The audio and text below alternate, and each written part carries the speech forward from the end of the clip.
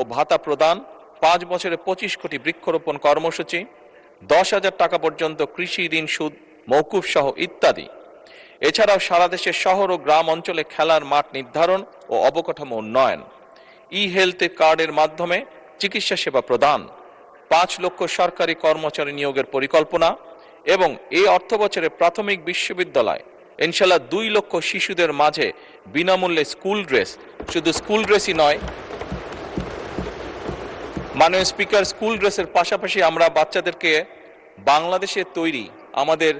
একসময় যে সোনালী আঁশ বলতাম সেই জুট থেকে, পাট থেকে তৈরি আমরা বাচ্চাদেরকে স্কুল ব্যাগ দিব এবং একই সাথে ড্রেসের পাশাপাশি একই সাথে আজকে সকালে মাননীয় স্পিকার একটি পরিকল্পনা গ্রহণ করেছে। আমরা চেষ্টা করছি